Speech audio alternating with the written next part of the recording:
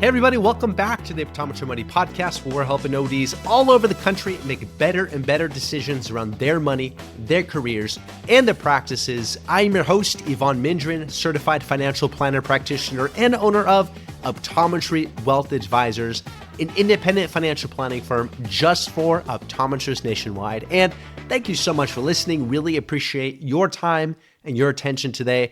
And on today's episode, I am excited to welcome to the podcast Dr. Neda Gioia, owner of Integrative Vision. And what's fascinating about Dr. Gioia is her integrative healthcare patient care model that she has adopted onto her optometry practice, looking not just at the eyes and the ocular health of the patient, but at the nutrition and health of the body as a whole. And Dr. Gioia talks through what led to her adopting this type of patient care model onto her optometry practice, how she went about doing that and moving away from different vision plans and into more of a concierge type practice model, all of the different trial and error and adaptation she went through, and some of the challenges that she faced when working in this patient care model. And I thought this was a fascinating conversation in a super interesting patient care model. If this is something you've been thinking about adopting onto your optometry practice, hopefully this is helpful in making those decisions for yourself. And if you have any questions, reach out to us. You can reach me at podcast@optometrywealth.com. You can check out all of the links and resources in the show notes, which you can find by scrolling down in whatever app you're using or at the Education Hub at my website, www.optometrywealth.com. And while you're there, check out all the other episodes and articles and resources we put together. And if you've been thinking about working with a financial planning firm that specializes in optometrists and optometry practice owners, you can schedule a 30-minute, no-commitment introductory call, and we can talk about what's on your mind financially and how we help optometrists all over the country navigate those same decisions and more. And without further ado, here is my conversation with Dr. Neda Gioia.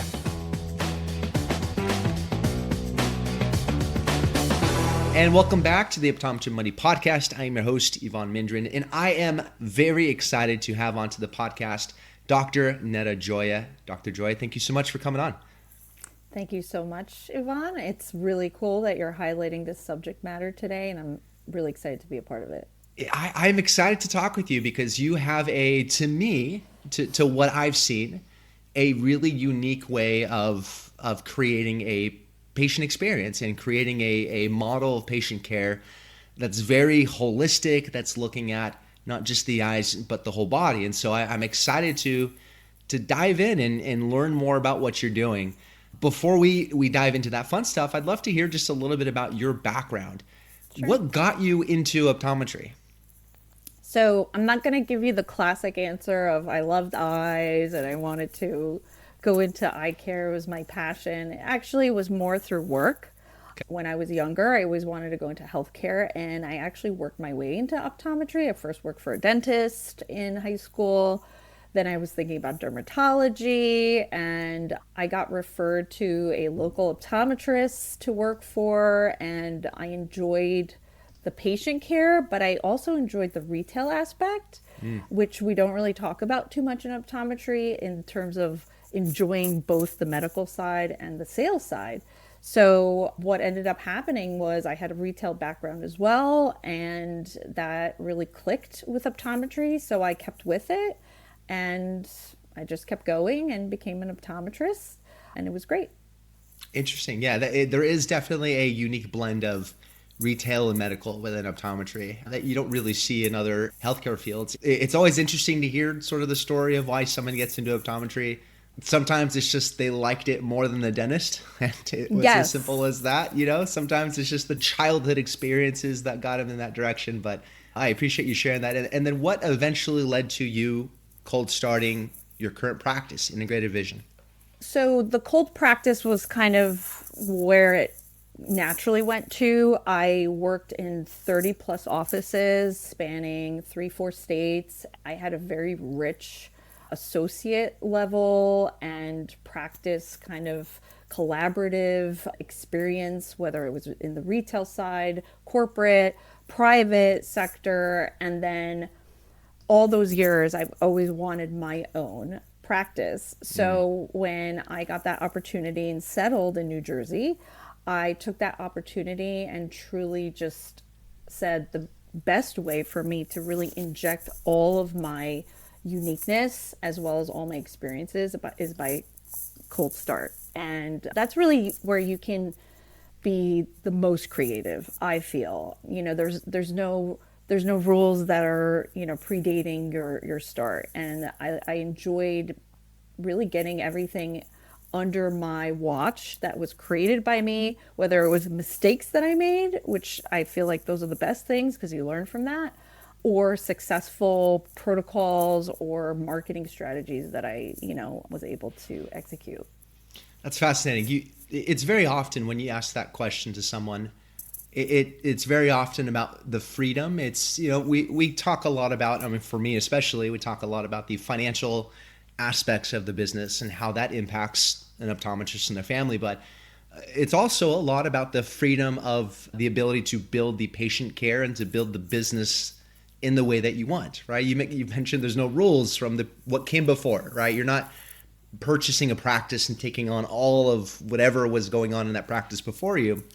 You're able to build it from scratch and build it in the way that you envision. And you had all of that experience that you were able to build into it. And I love that you mentioned creativity, right? You're able to be fully creative, as creative as you want to in terms of this is how I envision things happening and this is the way I want to do it. And you mentioned in some of your other conversations, you mentioned cold starting just before COVID. That could not have been an easy time to get a brand new optometry practice off the ground. What was that experience like? So, COVID was obviously a huge punch in everyone's face, whether it was from the financial side to the emotional side. There was so much that you really had to navigate during that time. And for me, now when I reflect on it, it really pushed me to get into digital exposure. I was not social media savvy. I still not, for general standards, but it allowed me to really think even more outside the box. So going back to that creative tapping into, and it was not fun, but it was also very challenging in the sense of where can I grow during this time that is not as standard as the business plan that I originally had. At 1 year mark, you're here, 2, 3, 4, 5. So basically I redid my whole business model really at that point. And it in retrospect, it was good because I really was able to connect with so many more people that were not just within my small community, but even expanded more so. So it really, it was scary, but when you go into a cold start, you're already like challenge oriented.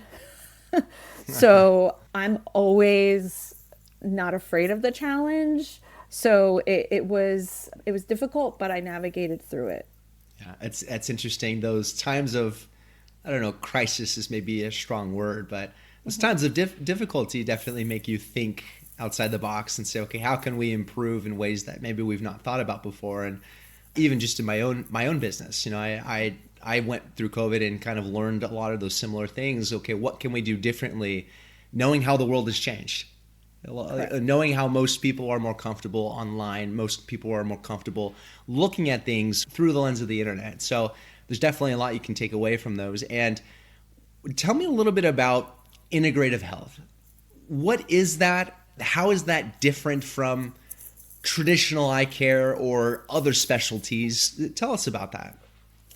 So integrative, I'm going to put it, it's really integrative healthcare, right? Okay.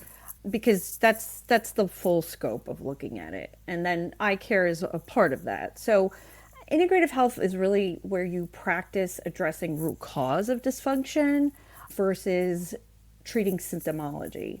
So you really, your goal is to try to support the body's innate capacity to heal and really be resilient to that symptom of the disease. And in eye care, I would say most people agree that the ocular system is very much connected to our systemic systems. And knowing that kind of really puts you in a place of then everything we do in our lifestyle must also affect our eyes long term or even short term. So really the integrative health model is to try to get to more root causes of the health problem versus really just reduce the symptoms.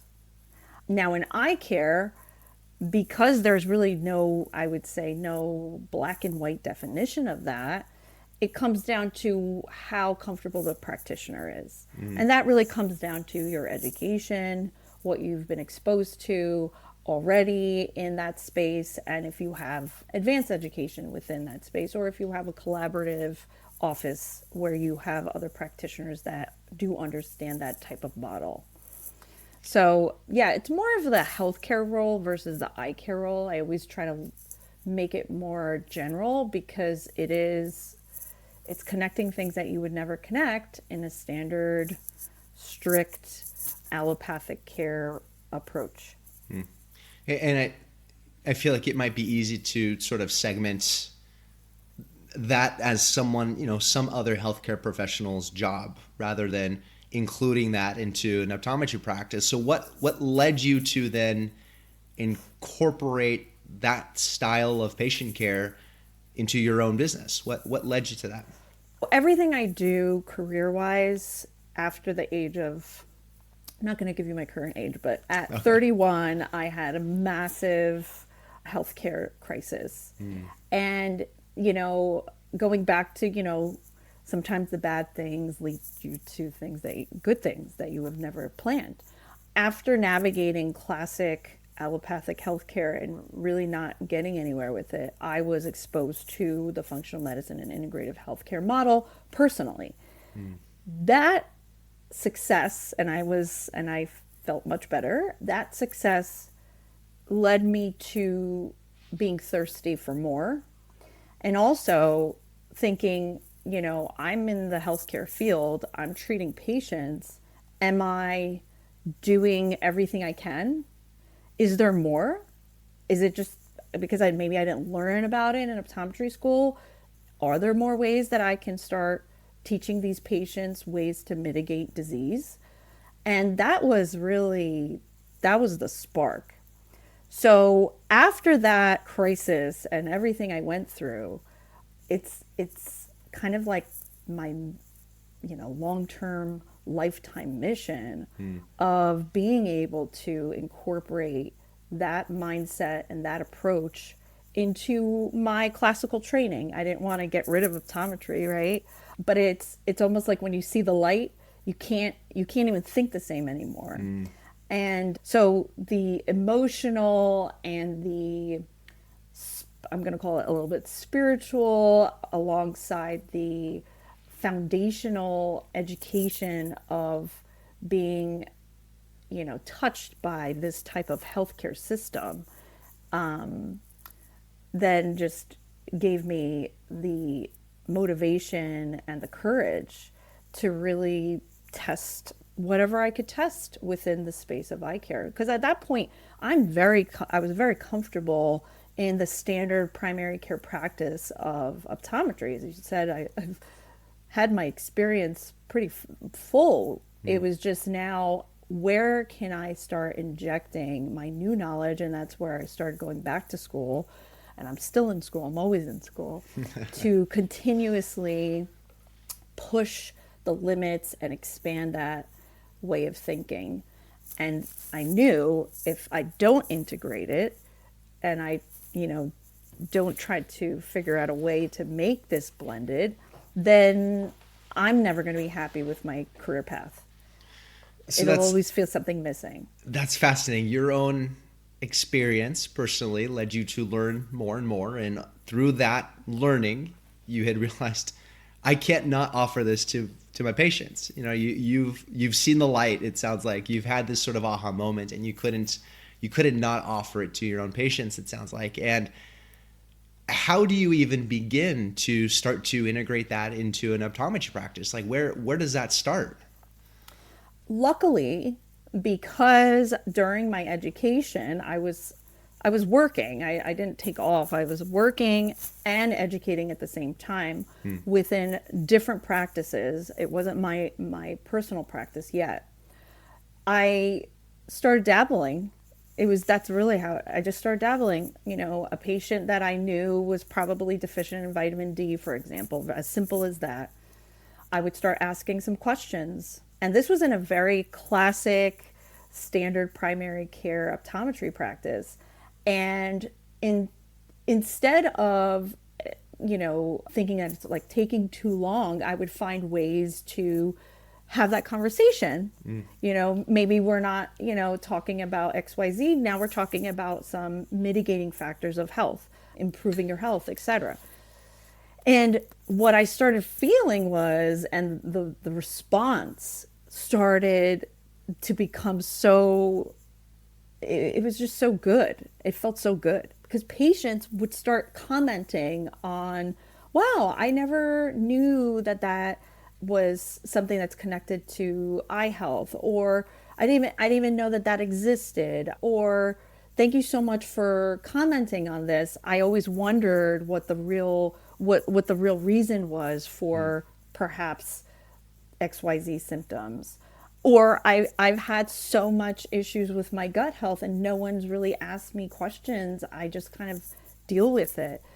So it was that response level that just made me understand that you have to keep going with it. So let's start thinking about solutions. So, going back to the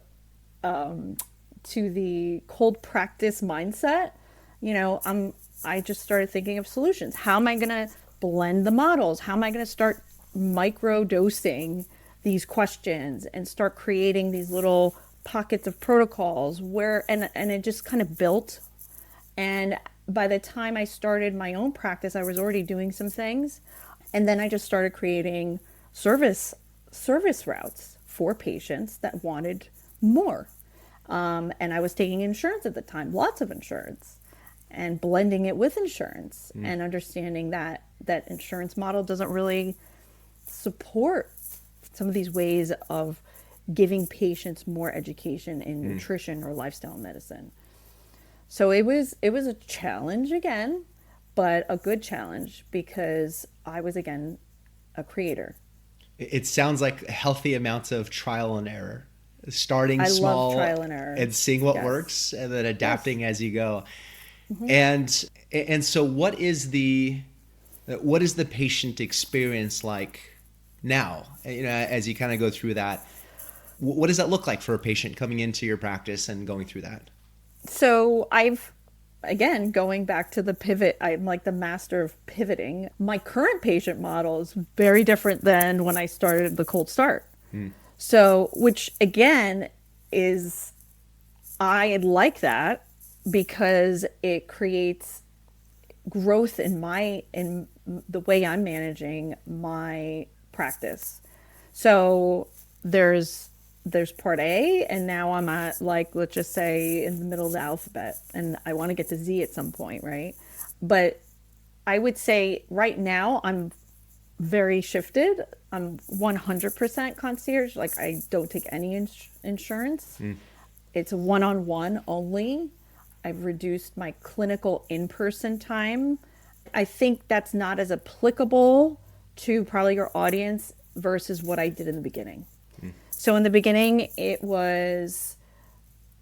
approach was obviously always high level attention and all the things that we say in the primary eye care space, giving patients that feeling that they're an individual and we're giving them good support, whether it's from staff, that phone call, the website.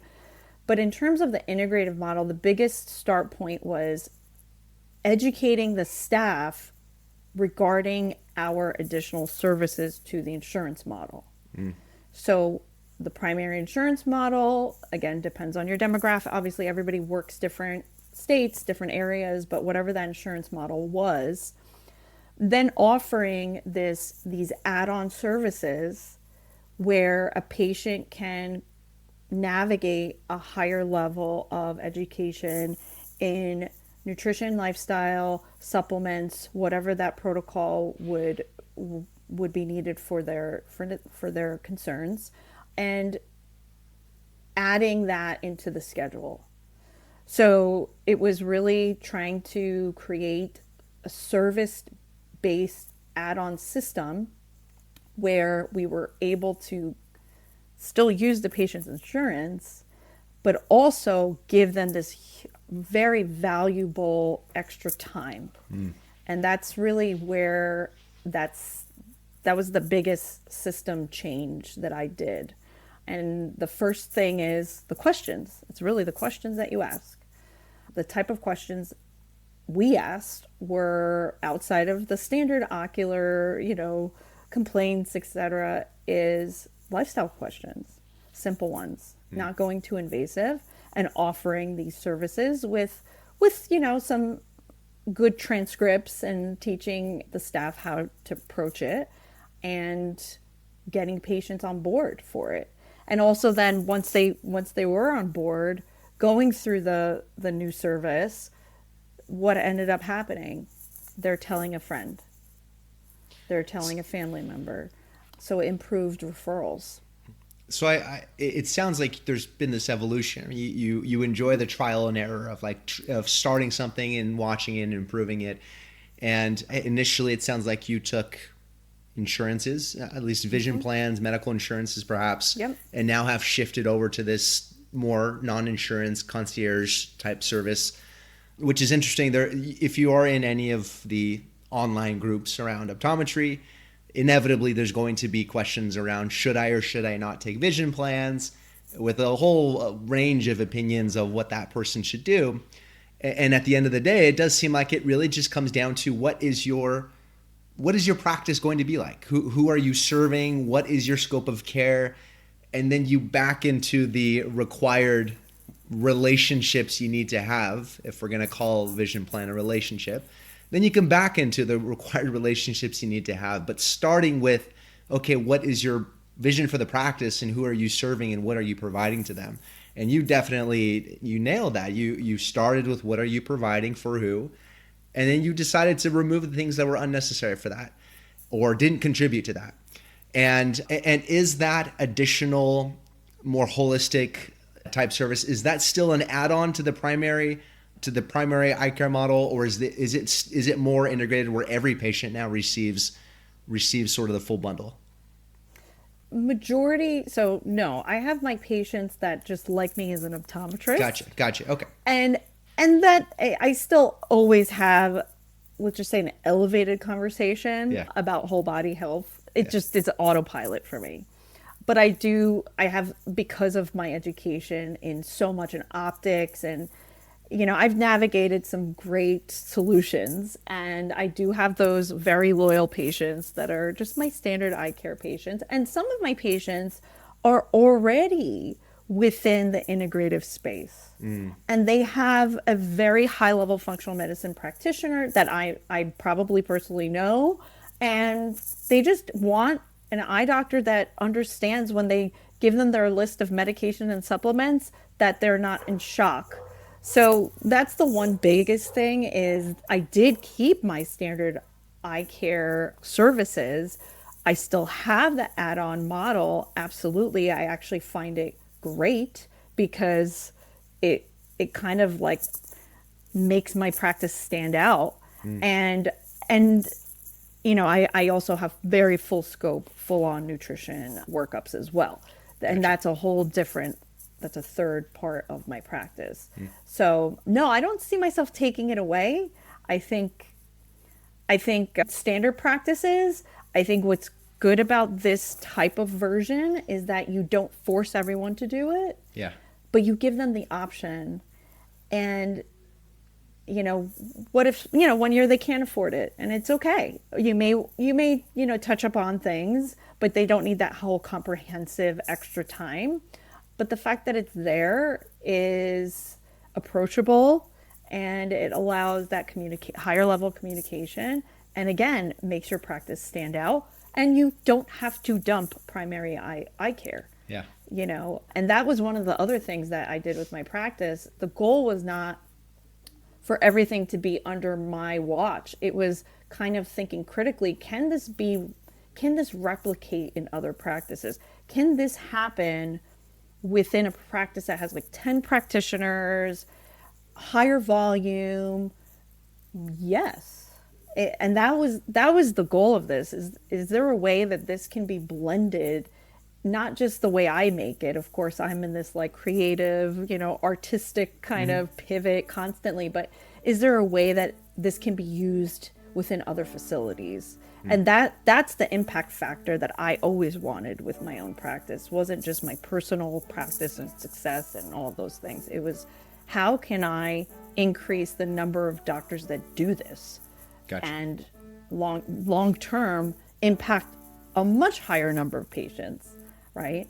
Yeah. So you very often when an optometrist wants to bring in like a new specialty or a new area of care into the practice, there's often some investment, right? It's a new equipment, it's adding on an associate that has experience within that mode of practice. So what are the investments needed to provide care like you're providing in terms of specialized knowledge, in terms of who you're hiring? Like what does that look like? It's comparatively to, the fancy machines that we have in eye care that you probably have heard of. There's not as much of that big load of, trying to get some sort of fancy machine into the practice. But I would say the biggest is time. It's actually not so much money, it's time. And when I say time, it's even if you hired the proper team within your practice, you want to at least understand a little bit of the language. And that takes a little bit of time in terms of reading and educating yourself in whether it's nutrition, functional medicine approach. So, so you have to navigate some certifications. If you want to do it yourself, you obviously have to navigate some advanced certifications. I think in terms of staffing, there's two ways of approaching in staffing, and I love the staffing of in integrative health, because typically the staff likes to learn this approach. So if you have an existing staff member, a lot of the staff, they want to get healthier, they want to learn. They're like, oh, nutrition, I would love to learn more about that. So you can designate a staff member to perhaps take some courses that are within more of a health coach level. Very easy online, and you could kind of invest in that, and usually it's a couple $1,000s at most. Or you can actually start navigating hiring a different type of staff. And instead of going your classic front desk person, you can navigate hiring a health coach, educated person who has admin qualities or, experience as well. And I have found with the increase of staffing, hourly wages, et cetera, it's starting to kind of get closer and closer where you're not spending as more than you would think for some certified health coaches within the staff too, to help really support the system that you want to start to create. In terms of machines, there are some antioxidant machines out there that are great for in-office use. They don't, they're not expensive. It's really navigating your website, creating funnels for whether it's supplement sales, which again, it doesn't really increase. There's not much money up front. Yet I would say there's not too much going on in terms of money up front comparatively to a lot of the other specialties. And it doesn't have to be so much of a specialty tier either. You can navigate this and create a smaller, approach to almost every specialty in and of itself. Like, even though it sounds like this is a specialty, it really isn't. It applies to almost every aspect of eye care. Interesting. Yeah. So no massive OCT purchase on the front end. It sounds like it's mostly about knowledge and education. And do you have examples you can share of specific certifications that someone might want to look into that are really good? So I navigate this a lot. I get a lot of questions like, where'd you go? How'd you learn? My first My first recommendation, and going back to the health coaching, some docs end up taking on health coaching certifications. Now, I'm not saying that that is bad. I like to use my licensing to the utmost level. So for me, it's, why would I go through a health coaching, system type of certification when I can just hire somebody and they could work under me? Instead, I would like to be connected to maybe something that's for licensed professionals, and that's a little bit different. So I would say some of the biggest platforms are the American Nutrition Association, has multiple ways of getting higher level education in nutrition. The Institute of Functional Medicine, that has a very robust program for functional medicine. A4M, which is for longevity. That's another very high level longevity functional medicine certification. And then my favorite, of course, is the Ocular Wellness and Nutrition Society. I did serve as their past president, and we've navigated a lot of ways to incorporate education to optometrists and ophthalmologists to add nutrition within their scope of practice, or even just, streamline some recommendations and handouts, et cetera, for their clinics. So there's a few ways to start, but the first thing is, do you believe in it? And I always say it's very important. Do you believe in this approach? Because that's going to really come off with your patients. And, change is hard. Changing somebody's diet or lifestyle management, it's not easy. But if you believe in it, there's a lot more connection that you can have with the patient, just naturally, organically, and it does show. Yeah, it's interesting how you describe it as if you are the licensed professional, use your time investment if you're going to get higher education on things that only a licensed professional, more geared towards a licensed professional. Other things, you can hire someone to do that, right? You use your time in the best way possible. I thought that's an interesting way to approach it. And I'll try to find and put some of these things into the show notes, or if you can email over, that would be great as well. Absolutely. But as you look at your experience sort of going through trial and error, and especially knowing that you've added on a service, or that you have a business that isn't like the quote unquote average or typical optometry practice. So are there any particular benchmark measures or KPIs that you looked at in your practice that are different than maybe the more traditional optometry practice, to see what's working and what needs to be adjusted?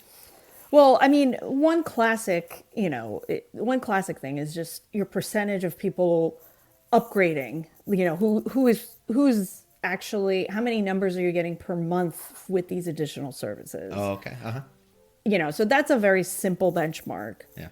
The other benchmark, which was actually unique, and I might be doing a little bit of an article with a local optician. What we found was, and again, going back into my retail mind, because I also had full optical services too, because I did it all. And, one of the biggest things with the optical service was, are patients going to upgrade all of the upgrade features of really high level lenses, for example, when you sell glasses? Mm-hmm. And what we found was that our patients that had higher level purchasing patterns with nutrition add-ons, they were also at the highest tier in their optical purchases, which you would think that doesn't make sense, but it does. Because at this point, they have a sense of, this facility is really taking care of me. And if we're going to recommend good anti-reflective coating and, other ways of, wider channel progressives and digital progressives, et cetera, then the trust is there. So our sales numbers in our optical upgrades were very high too, which again, two different worlds, but it does actually reflect on that trust factor. And it's not like you're selling them a bad product. It's just that you want the best for them. Yeah. So yes, there was some pretty amazing benchmarks going along. And also I phased out of insurance. It wasn't like pull the plug. I started one by one and seeing how many you have to, calculate how many patients stay on, how many patients leave, et cetera.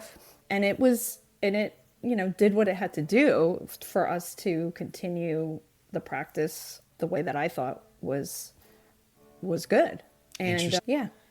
So you're essentially sort of watching this capture rate of who ended up upgrading into the more holistic model. And you found that there's a higher level of trust with those that did. And if they're going to go somewhere on the optical side, they already trust you as their provider. So they're fully bought into your practice. That's interesting. And what are some challenges to building this model? It didn't sound like you had a playbook of people that have done it before you. But, what were some of the challenges? Systems. So because there's no playbook, there's no systems, right? So for example, your EMR, the way you see a patient has to have all of these, specialized modifications, right?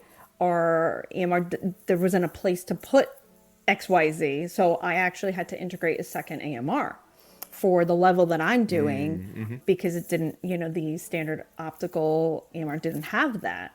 So that was a huge challenge. The other challenge was paperwork. So, we know paperwork, no one wants to do paperwork, right? And when you start asking a lot of questions about how you're doing, how life is going, and, are you taking certain supplements and how to, you need to know that somebody has to fill out something and what's the best way to get this to the patient as streamlined as possible so that they're not burdened, so there is a few, I would say, systems challenges because of the fact that this is not customary. But that's where I love to navigate, so I created some systems. I created the way to funnel patients in a certain EMR than the standard one that we're using. And I think the other biggest challenge is when you have staff that's already well-versed in primary care optometry, it's a challenge. This is something new. They have to learn something new. So finding staff members that have that, core primary care optometry background and now injecting all this new information, you may get some pushback at first because it's not what's standard for them. But once they get into it, I've found that they all like it because they're learning a little bit for themselves too. Yeah. And patients just tend to be happier. They just feel happier when they're in your presence, when you really engage with them at this level. So those were the few highlights of the challenges. Yeah. I'm sure there's more, but I probably forgot them. I do see that tends to be the case, even again in my own business, where when you start to move out of the mold of how all of these tools and technologies are set to be, there's always going to be systems challenges because you have to change things. You have to make new tools in order for you to do all this. You have to create new systems and processes. So it sounds like you've navigated that very well and you enjoy that, again, trial and error and trying things out and adjusting and adapting as you go. And what are some last words for the listener that's maybe hearing this, interested in this approach, wondering what to do next? What are some last words you'd like to leave with them? The biggest is that integrative healthcare, I'm going to also call it the wellness sector, is not a trend. It's not going away. If anything, you're going to only see it increase, not only in optometry, but within the whole scope of healthcare. We see it, this subspecialty, I'll call it, within medical school models or, starting residency models in hospital systems. Our local hospital here has started a whole department about lifestyle medicine. So to think that this is something that you'll never hear or that you'll never learn is not right. So one, just know the words because it's coming to your communities. You're going to see it on the internet and social media. And if anything, it's only growing. The second thing is, if you are able to embrace a partial model, then think of yourself as special and just go for it. You will stand out. You will be liked by community. You'll be liked by patients. And frankly, we need as many practitioners right now that we can adopt, because our healthcare system is really in a rut. And, the time to change is now. The time to start is now. And go in with confidence. And it doesn't take too much to start, especially if you're motivated. Well, I appreciate that. And I appreciate your time today. This is fascinating to me as a consumer of healthcare and eye care. I love hearing what you're saying, and that this is now being incorporated into healthcare as a whole. And I think it's fascinating what you're doing. And one last question that I always ask for the guest is, when you think about the future of optometry, and in this context, private practice optometry, what excites you the most? The exciting part of the future of optometry is technology adoption. And that's also in the wellness sector. Artificial intelligence, I'm not going to get into that. That's a whole nother podcast I'm sure you've had already. But that's our future, to streamline chair time and to improve patient outcome. And I believe in that very much so within the primary care practice, and also blended with the integrative type of practice. That is what is going to be revolutionizing how we practice as optometrists and really improving our profession. Well, I appreciate that. And again, I appreciate your time. For the listener, I appreciate you listening today. Reach out to us if you have any questions. I will put all of the resources, links we talked about in the show notes, and we will catch you all in the next episode. In the meantime, take care. Want more resources to help master your money? Check out the Education Hub on Evon's website at optometrywealth.com. Evon Mendrin is a certified financial planner and owner of Optometry Wealth Advisors, a California registered investment advisor. All opinions of Evon and his guests are their own. This show is for informational purposes only and should not be relied on for specific investment, legal, tax, or other decisions.